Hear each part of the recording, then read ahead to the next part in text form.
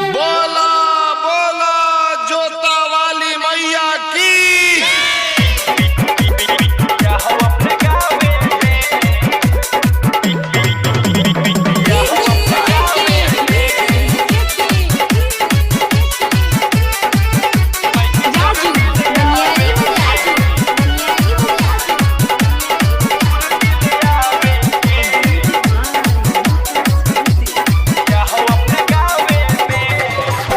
के मूर्ति ले आवे के पिया हो अपना गावे में। माई के मूर्ति ले आवे के पिया हो अपना गावे में। नहीं रहेली पिपरवा प रहे निमिया के छावे में। नहीं रहेली पिपरवा प रहे निमिया के छावे में।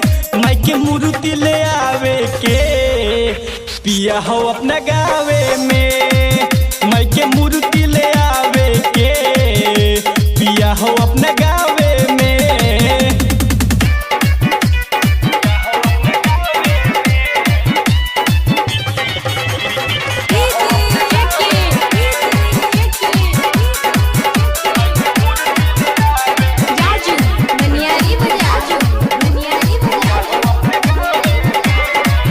निक लागेला माई के सूरतिया लागे हंसी का मोहनी मूरतिया। सारा लोगवा हो जय जय बोले जब होला हो इनका रतिया।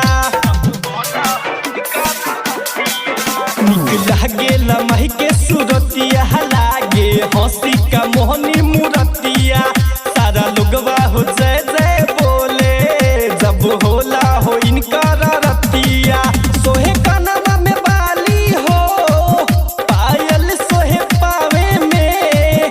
सोहे कनवा में बाली हो पायल सोहे पावे में।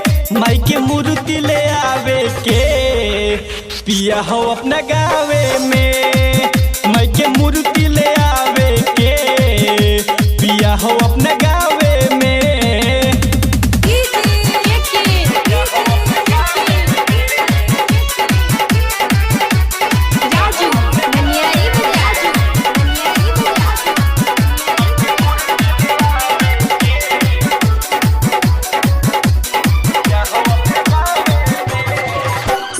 माई के हो पंडलवा हया सो घरवा हो मैया यही है।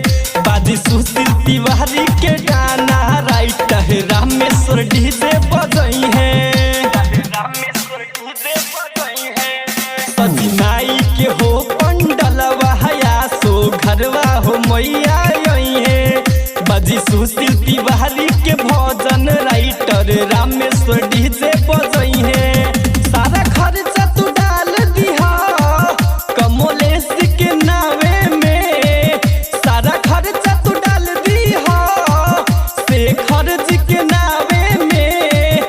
माई के मूर्ति ले आवे के पिया हो अपना गावे में।